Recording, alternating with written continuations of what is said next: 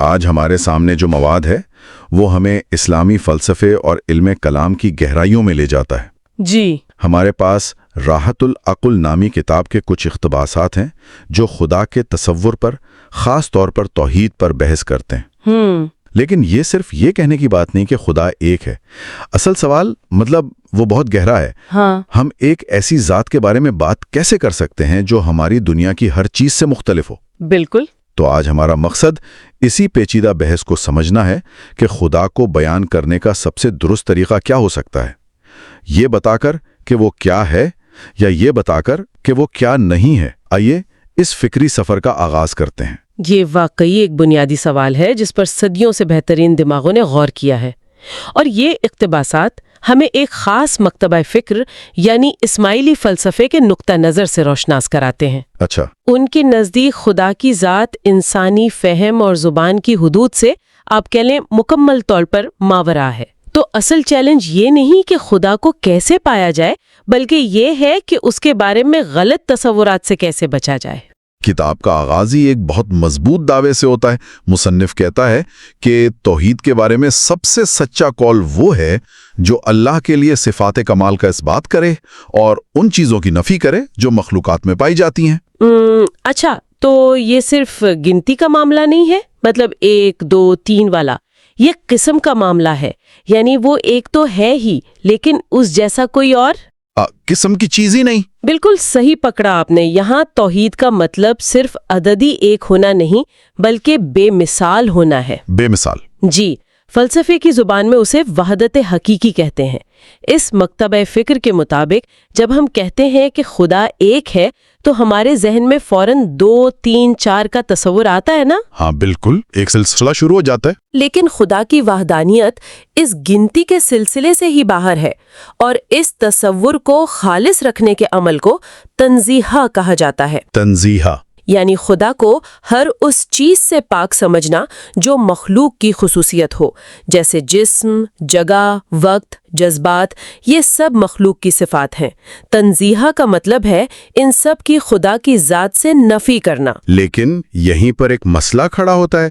اگر وہ ہر اس چیز سے پاک ہے جسے ہم جانتے ہیں تو پھر ہم اس کے بارے میں بات کیسے کریں؟ یہی تو اصل نقطہ ہے۔ ہماری زبان، ہمارے الفاظ، ہمارے سارے تصورات تو اسی دنیا سے بنے ہیں جسے ہم دیکھ اور چھو سکتے ہیں۔ اگر ہم ان سب الفاظ کا استعمال نہیں کر سکتے تو کیا ہم بالکل خاموش ہو جائیں؟ یہی اس بحث کا مرکزی سوال ہے۔ مصنف کہتا ہے کہ ہمارے پاس 2 راستے ہیں۔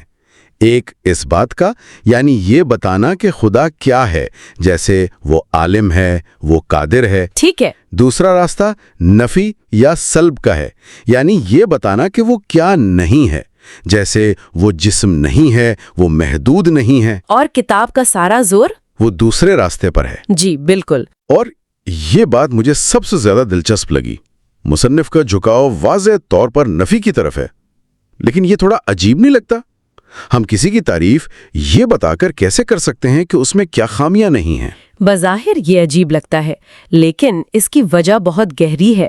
مصنف کے مطابق جب بھی ہم خدا کے لیے کوئی مثبت صفت ثابت کرتے ہیں نا، تو ہم نادانستہ طور پر اسے اپنی دنیا کی کسی چیز سے تشبیہ دینے کا خطرہ مول لیتے ہیں۔ تشبیہ یعنی موازنہ کرنے کا؟ جی، اسے ایسے سمجھیں جیسے آپ کسی کو لامحدود ڈیٹا پلان کے بارے میں بتا رہی ہوں۔ اگر آپ کہیں کہ اس میں 1000 گیگا بائٹ ہے تو آپ نے اسے ایک بہت بڑے نمبر سے تو جوڑ دیا، لیکن لامحدود کا اصل تصور ختم کر دیا۔ صحیح۔ نفی کا طریقہ یہ کہنے کے برابر ہے کہ اس پلان کی کوئی ڈیٹا لمٹ نہیں ہے۔ یہ جملہ اس کی لامحدودیت کو بہتر طریقے سے بیان کرتا ہے، کیونکہ یہ اس پر کوئی حد لگانے کی کوشش ہی نہیں کرتا۔ دست مثال ہے، یعنی جب ہم کہتے ہیں خدا عالم ہے تو ہمارے ذہن میں فوراً ایک ایسے عالم کا تصور آتا ہے جس نے بہت سی کتابیں پڑھی ہوں یا جس کے پاس بہت سی معلومات ہوں۔ ہاں، ہم لاشعوری طور پر اپنے انسانی تجربے کو خدا پر لاگو کر دیتے ہیں۔ بالکل، اور مصنف کے نزدیک یہی شرک کی ایک بہت لطیف قسم ہے جسے شرک خفی بھی کہا جا سکتا ہے۔ شرک خفی؟ جی، اس کے برعکس جب آپ کہتی ہیں وہ جاہل نہیں ہے تو آپ نے کسی انسانی تصور کو اس سے منسوب کیے بغیر اس کے علم کی عظمت کا اقرار کر لیا ہے۔ واہ! اسی لیے کتاب میں ایک حیران کن جملہ ہے کہ خدا کی نفی کرنا دراصل اس کی سب سے بڑی حمد ہے۔ یہ تو ایک بالکل ہی مختلف زاویہ ہے۔ یہ ہماری محدود زبان کی قید کو توڑ دیتا ہے۔ جب ہم کہتے ہیں کہ وہ کیا ہے تو ہم اسے اپنی سمجھ کے چھوٹے سے دائرے میں لانے کی کوشش کرتے ہیں، لیکن جب ہم کہتے ہیں کہ وہ کیا نہیں ہے تو ہم ایک ایسی حقیقت کی طرف اشارہ کرتے ہیں جو ہماری عقل سے ہمیشہ بالا تر رہے گی۔ تو کیا اس کا مطلب یہ ہے کہ ہم خدا کے بارے میں کچھ بھی مثبت نہیں کہہ سکتے؟ کیا ہمیں صرف یہی کہتے رہنا چاہیے کہ وہ کیا نہیں ہے؟ یہ تو تصور کو بہت خالی اور بے معنی بنا دے گا، جیسے ایک خلا کی بات ہو رہی ہو۔ یہ ایک بہت اہم نقطہ ہے اور مصنف اس خطرے سے بھی آگاہ ہے۔ وہ یہاں ایک اور انتہا سے خبردار کرتی ہے۔ اچھا، تاریخ میں ایک گروہ تھا معطلہ کا، جو نفی کرتے کرتے اتنا آگے نکل گئے کہ انہوں نے خدا کی تمام صفات یہاں تک کہ علم، قدرت اور زندگی تک کا انکار کر دیا۔ ان کے نزدیک خدا کا تصور ایک ایسی چیز بن گیا جس کے بارے میں کچھ نہیں کہا جا سکتا۔ مصنف کے مطابق یہ خدا کے تصور کو بالکل خالی اور بے معنی بنا دیتا ہے، اور یہ بھی ایک قسم کی گمراہی ہے۔ تو پھر توازن کہاں ہے؟ اگر اس بات میں تشبیہ کا خطرہ ہے اور نفی میں آپ نے کیا لفظ استعمال کیا؟ تعطیل۔ جی، تعطیل، یعنی تصور کو بالکل خالی کر دینا۔ ہاں، تو اگر نفی میں تعطیل کا خطرہ ہے تو صحیح راستہ کیا ہے؟ مصنف کا راستہ بہت باریک ہے۔ وہ کہتی ہیں کہ نفی کا طریقہ ان صفات کے لیے ہے جو مخلوق سے مشابہت پیدا کریں، جسم، شکل، جگہ وغیرہ۔ ان کی سختی سے نفی ہونی چاہیے۔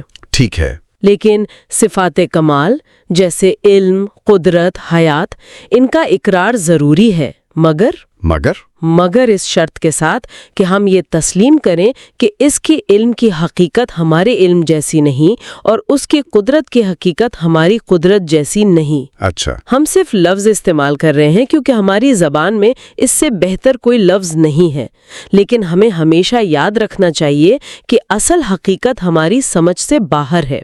گویا ہم اقرار بھی کرتے ہیں اور ساتھ ہی اپنی سمجھ کی عاجزی کا اعتراف بھی۔ کتاب میں ایک مثال دی گئی ہے ایک شاعر کی جو اپنے بادشاہ کی تعریف براہ راست کرنے کے بجائے اس کے گھوڑے کی خوبصورتی بیان کر کے کرتا ہے۔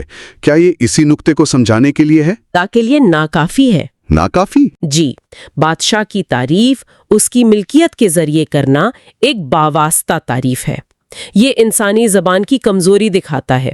خدا کی شان اس سے کہیں بلند ہے کہ اس کی تعریف اس کی مخلوق کے ذریعے کی جائے۔ صحیح۔ اس کے لیے سب سے اعلیٰ تعریف یہی ہے کہ وہ ہر قسم کے موازنے اور بیان سے ماورا ہے۔ کتاب کے مطابق خدا کا وجود باقی موجودات جیسا ہے ہی نہیں، اس لیے اس کو بیان کرنے کا طریقہ بھی بالکل مختلف ہونا چاہیے۔ یہ سوچ صرف فلسفے اور کتابوں تک ہی محدود نہیں رہی ہوگی، ہے نا؟ کیا اس طرز فکر کا اثر ہمیں اسلامی تہذیب کے دوسرے شعبوں میں بھی نظر آتا ہے؟ یقیناً، یہ ایک بہترین سوال ہے۔ یہ تنزیہیہ کا اصول اسلامی تہذیب کی روح میں بسا ہوا ہے۔ مثال کے طور پر اسلامی فن اور فن تعمیر کو دیکھیں۔ آپ کو وہاں جانداروں کی تصویریں بنانے سے گریز کیوں نظر آتا ہے، خاص طور پر مساجد میں؟ ہاں، یہ تو ہے، کیونکہ تخلیق کا کمال صرف اللہ کے لیے ہے اور کسی بھی چیز کو اس کی بنائی ہوئی صورت کے برابر لانے سے بچا جاتا ہے۔ اس کے بجائے اسلامی فن میں جیومیٹری اور خطاطی پر زور دیا جاتا ہے۔ اچھا، ایسے نمونے جو لامحدود طور پر دہرائے جا سکتے ہیں، جو خدا کی لامحدودیت اور تجریدیت کی طرف اشارہ کرتے ہیں۔ یہ وہی تنزیہ کا اصول ہے جو فلسفے سے نکل کر فن میں ظاہر ہو رہا ہے۔ لیکن کیا اس نقطہ نظر پر کوئی تنقید بھی ہوئی ہے؟ مثلا جب میں صوفی شاعری پڑھتا ہوں، رومی یا بلے شاہ کو، تو وہ تو خدا کی صفات جمال جیسے محبت، حسن اور قربت کے ذکر سے بھری پڑی ہے۔ بالکل، وہ تو بھرپور اس بات کر رہے ہیں نا، وہ اس نظریے کو کیسے دیکھتے ہوں گے؟ آپ نے بالکل صحیح رگ پر ہاتھ رکھا ہے۔ یہ اسلامی فکر کے اندر ایک بہت ہی خوبصورت اور تخلیقی تضاد کو ظاہر کرتا ہے۔ تضاد؟ جی، جس فلسفیانہ مکتبہ فکر کی ہم بات کر رہے ہیں، اس کا زور خدا کی ماورائیت یعنی ٹرانسینڈنس اور تنزیہ پر ہے۔ وہ عقل اور منطق کے ذریعے خدا کے تصور کو ہر انسانی آمیزش سے پاک کرنا چاہتے ہیں۔ ٹھیک ہے۔ دوسری طرف صوفیانہ یا عرفانی راستہ خدا کی قربت یعنی ایمننس اور تشبیہ پر زور دیتا ہے۔ تشبیہ یعنی وہی جس سے یہ فلسفی بچنا چاہ رہے ہیں؟ بالکل وہی۔ وہ عقل سے زیادہ عشق اور ذاتی تجربے پر بھروسہ کرتے ہیں۔ ان کے لیے خدا ایک دور دراز کا فلسفیانہ تصور نہیں بلکہ ایک محبوب ہستی ہے جسے محسوس کیا جا سکتا ہے۔ رومی کا کہنا کہ میں نے اپنے دل میں جھانکا تو اسے وہیں پایا، یہ تشبیہہ کی انتہا ہے۔ تو کیا یہ دونوں راستے ایک دوسرے کی ضد ہیں؟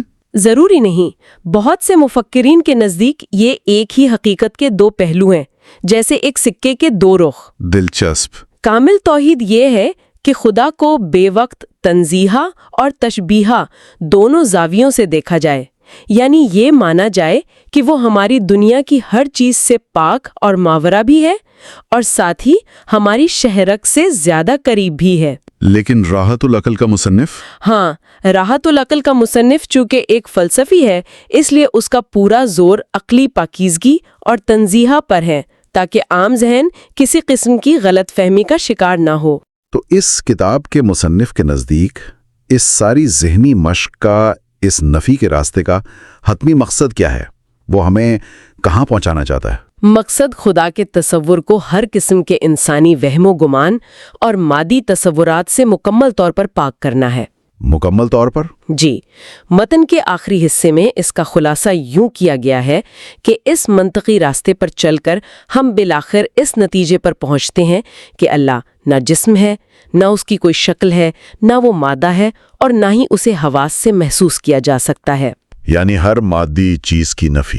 ہر مادی چیز کی۔ مصنف کے نزدیک یہ خالص توحید کا وہ تصور ہے جو الحاد اور گمراہی کے تمام دروازے بند کر دیتا ہے۔ ان کا ماننا ہے کہ الحاد اکثر خدا کے بارے میں بچکانہ اور مادی تصورات کے رد عمل میں ہی جنم لیتا ہے۔ اچھا، یہ نقطہ بہت اہم ہے۔ جی، جب خدا کا تصور ایک آسمان پر بیٹھے بوڑھے شخص جیسا ہو تو جدید سائنسی ذہن کے لیے اسے رد کرنا بہت آسان ہو جاتا ہے نا؟ بالکل آسان ہو جاتا ہے۔ لیکن جب خدا کا تصور ایک ایسی لامحدود غیر مادی حقیقت کا ہو جو زمان و مکان سے ماورا ہے تو اسے رد کرنا اتنا آسان نہیں رہتا۔ تو آج کی گفتگو کا خلاصہ یہ ہے کہ ان ذرائع کے مطابق خدا کی ذات کی عظمت کو سمجھنے کا سب سے بہتر اور محتاط طریقہ یہ نہیں کہ ہم اسے اپنی محدود زبان اور تصورات میں قید کرنے کی کوشش کریں۔ بالکل نہیں۔ بلکہ یہ ہے کہ ہم منظم طریقے سے یہ سمجھیں کہ وہ کیا کچھ نہیں ہے۔ یہ ایک قسم کی فکری صفائی ہے۔ اسی نفی کے ذریعے ہم اپنی عقل کو اس کی لامحدودیت اور برتری کے حقیقی ادراک کے لیے تیار کرتے ہیں۔ اور یہ ہمیں ایک وسیع تر سوال پر سوچنے کی دعوت دیتا ہے جو صرف مذہب تک محدود نہیں۔ وہ کیا ہے؟ یہ متن ہمیں بتاتا ہے کہ حقیقی علم کا آغاز اکثر اپنی عقل اور زبان کی حدود کو پہچاننے سے ہوتا ہے۔ تو کیا علم کے کسی بھی شعبے میں، چاہے وہ فزکس ہو یا نفسیات، ہماری سمجھ اس بات سے زیادہ تشکیل پاتی ہے کہ ہم کیا جانتے ہیں یا اس بات سے کہ ہم کن چیزوں کو ناممکن سمجھ کر مسترد کرنا سیکھتے ہیں؟ واہ! شاید حقیقی ذہانت جوابات جاننے کا نام نہیں بلکہ یہ جاننے کا نام ہے کہ کون سے سوالات ہماری سمجھ سے ہمیشہ بالا تر رہیں گے۔